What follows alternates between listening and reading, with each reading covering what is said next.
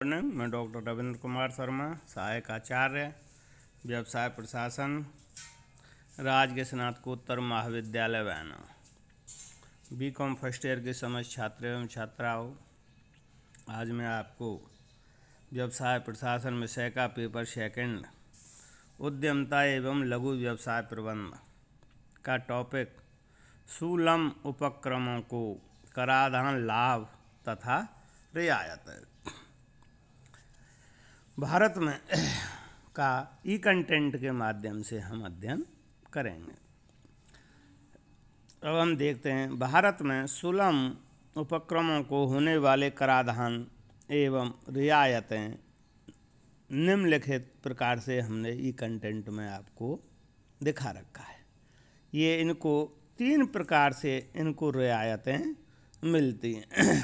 पहला है आयकर लाभ एवं रियायतें। दूसरी है उत्पादन शुल्क लाभ एवं रियायतें। और तीसरा वाणिज्यिक कर लाभ एवं रियायतें। और चौथे में अन्य प्रकार की भी आ जाती हैं, जिसमें विद्युत कर है, चुंगी आदि में रियायतें। तो सर्वप्रथम हम देखते हैं आयकर लाभ व रियायतें सुलभ उपक्रमों को कौन कौन सी प्राप्त हैं।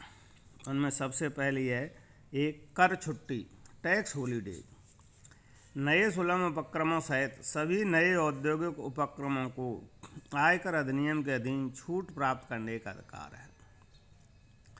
ऐसे उपक्रम अपने कुल लाभों की राशि में से उपक्रम में निर्देशित पूंजी के 6% के बराबर की राशि घटा सकते हैं तथा शेष लाभ राशि पर ही उन्हें आयकर देना होता है।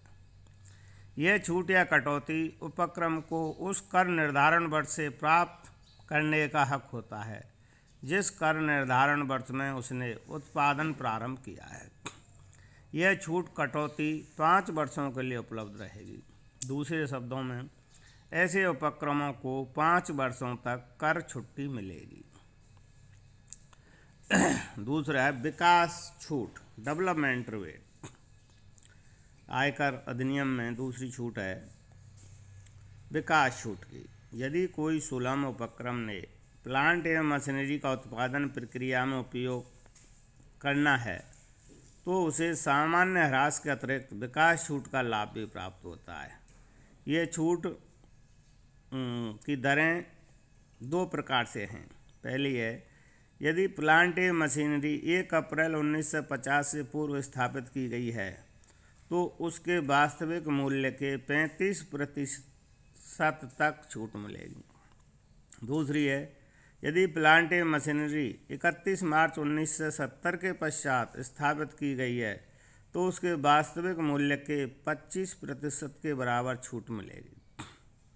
और तीसरी छूट आयकर अधिनियम में ह्रास की, डेप्रिसिएशन। प्रत्येक सुलभ उपक्रम को अपने भवन, प्लांट, मशीनरी, फर्नीचर पर निर्धारित दरों से निर्धारित की गई शर्तों के अधीन लाभों में से ह्रास की कटौती करने का अधिकार है। प्लांट एवं मशीनरी पर ह्रास की अधिकतम दर 20% है, जिसकी गणना उसके वास्तविक मूल्य पर की जाती है। ह्रास की कटौती का लाभ तभी प्राप्त होता है जब कोई उपक्रम इन निम्नलिखित शर्तों का पालन करता है। उनमें पहली शर्त है ह्रास की यह कटौती केवल भवन, प्लांट, मशीनरी एवं फर्नीचर पर ही प्राप्त होती है। वह संपत्ति कर निर्धारक के स्वामित्व में होनी चाहिए। वह संपत्ति कर निर्धारक के व्यावसायिक कार्य में पूर्ववर्ती वर्ष में उपयोग की गई हो। इस तरह से ये ह्रास की छूट उनको प्राप्त होती है। और चौथी छूट आयकर अधिनियम में निवेश छूट। सुलभ उपक्रमों को एक महत्वपूर्ण लाभ एवं रियायत निवेश छूट के रूप में उपलब्ध है। आयकर अधिनियम के प्रावधानों के अनुसार सुलभ उपक्रम को नए प्लांट एवं मशीनरी की लागत के 25% के बराबर तक छूट दी जाती है। सुलभ उपक्रम इस छूट का लाभ तभी ले सकते हैं जबकि उसने स्थापित प्लांट एवं मशीनरी का उपयोग उसकी स्थापना के वर्ष में कर लिया हो अथवा स्थापना के बाद वाले वर्ष में कर लिया हो। और अगली छूट है इसमें आयकर अधिनियम में पुनर्वास भत्ता। सुलभ उपक्रमों को आयकर में पुनर्वास छूट भी प्रदान की जाती है। ऐसी छूट निम्नांकित कारणों से व्यावसायिक गतिविधियों के अवरुद्ध होने पर उपलब्ध होती है, जैसे बाढ़ है, भूकंप, तूफान, चक्रवात, टाइफून या प्रचंड तूफान या अन्य किसी प्रकार की प्राकृतिक आपदा से। दूसरा, दंगे या नागरिक अशांति से। तीसरा, दुर्घटना से, अग्निकांड या विस्फोट से, किसी दुश्मनी कार्रवाई या दुश्मनी कार्रवाई पर जवाई हुई कार्रवाई से। पुनर्वास छूट तब प्रदान की जाती है जबकि व्यावसायिक उपक्रम या इकाई की पुनः स्थापना उसके दुर्घटनाग्रस्त होने की तिथि से 3 वर्षों के भीतर कर दी जाती है। और आयकर अधिनियम में 6वीं छूट है वैज्ञानिक शोध व्यय के संबंध में कटौती। यदि कोई सुलभ उपक्रम वैज्ञानिक शोध करने में या शोध के उद्देश्यों में कोई व्यय करता है तो उसे आयकर अधिनियम के अधीन छूट प्राप्त करने का अधिकार होता है। यह कटौती तब उपलब्ध होती है जब निम्नांकित शर्तों को पालन कर दिया गया हो, जिनमें पहली शर्त है करदाता के अपने व्यवसाय से संबंधित वैज्ञानिक शोध के लिए पूर्ववर्ती वर्ष में कोई गैर पूंजीगत व्यय किया हो। दूसरा, करदाता ने किसी वैज्ञानिक शोध करने वाले संघ, विश्वविद्यालय, कॉलेज आदि को वैज्ञानिक शोध के लिए कोई राशि दी हो। यदि करदाता ने जब अपने व्यवसाय से संबंधित वैज्ञानिक शोध के लिए कोई पूंजीगत व्यय किया हो। और अगली छूट है इसमें 7वें आयकर अधिनियम के अंतर्गत प्रारंभिक व्ययों का शोधन। यह छूट कंपनी प्रारूप वाले सुलभ उपक्रमों को उपलब्ध होती है। यदि कोई उद्यमी किसी नए उपक्रम की स्थापना या विस्तार के लिए कोई व्यय करता है तो वह निम्नांकित व्ययों की आयकर से छूट प्राप्त कर सकता है। कौन कौन से व्यय हैं वो? व्यवसाय के संबंध में व्यावहारिक प्रतिवेदन तैयार करने में हुए व्यय। दूसरा, उस व्यवसाय से संबंधित इंजीनियरिंग व्यय। तीसरा, ठहरावों के लेखन के वैधानिक व्यय अगर किए हैं तो इन छूटों का भी शोधन करने पर उनका आयकर अधिनियम में छूट दी जाती है। और अगली छूट है पिछड़े क्षेत्रों में उपक्रम लगाने पर रियायतें। यदि पिछड़े क्षेत्रों में कोई सुलभ उपक्रम स्थापित किया जाता है तो उसे भी आयकर में रियायत छूट दी जाती है। यदि कोई उपक्रम गैर पिछड़े क्षेत्र से पिछड़े क्षेत्र में स्थानांतरित कर दिया जाता है तो उसे भी यह छूट प्राप्त होती है। पिछड़े क्षेत्रों में स्थापित सुलभ उपक्रमों के कुल लाभों में 20% की छूट दी जाती है। केवल उनके 80% लाभों पर कर देय होता है। इनमें इनकी दशाएं कौन कौन सी निम्नांकित छूट तभी प्राप्त होती है। पहली, यदि वह सुलभ उपक्रम 31 दिसंबर 1970 को या उसके बाद स्थापित किया गया है। यदि कुछ सुलभ उपक्रम को विद्युत ऊर्जा से संचालित किया जाता है तो उसमें कम से कम 10 श्रमिक नियुक्त हों तथा उसमें निर्माण प्रक्रिया बिना विद्युत ऊर्जा के संचालित किया जाता है तो उसमें कम से कम 20 श्रमिक नियुक्त हों। यह छूट उपक्रम द्वारा उत्पादन प्रारंभ करने की तिथि से 10 वर्षों तक प्राप्त होती रहेगी। और अगली छूट है आयकर अधिनियम के अंतर्गत ग्रामीण क्षेत्रों के उपक्रमों को कर लाभ। यदि कोई उद्यमी ग्रामीण क्षेत्र में सुलभ उपक्रम स्थापित करता है तो उसे भी आयकर में छूट प्राप्त करने का अधिकार दिया गया है। इस प्रावधान के अनुसार ग्रामीण क्षेत्र में स्थापित उपक्रम से हुए लाभ की 20% राशि करदाता की आय में से घटाई जाती है। ऐसी छूट का लाभ उपक्रम द्वारा उत्पादन प्रारंभ करने की तिथि से 10 वर्षों तक मिलता है। और अगला है छूट इसमें आयकर अधिनियम में एकस्व अधिकारों के एवं कॉपीराइट अधिग्रहण के व्ययों पर कर लाभ।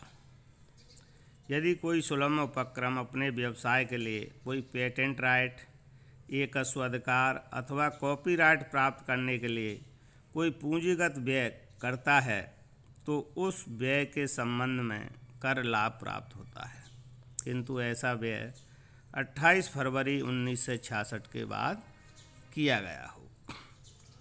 ऐसे व्ययों के लिए छूट पेटेंट अधिकार या कॉपीराइट प्राप्त करने के लिए किए गए वर्ष खर्च के पूर्ववर्ती वर्ष से प्राप्त होनी प्रारंभ होती है, तो आगामी 14 वर्ष तक उपलब्ध होती है, किंतु अब यह छूट प्राप्त नहीं होती। अब ऐसे पूंजीगत व्ययों के लिए ह्रास छूट प्राप्त करने का अधिकार होता है।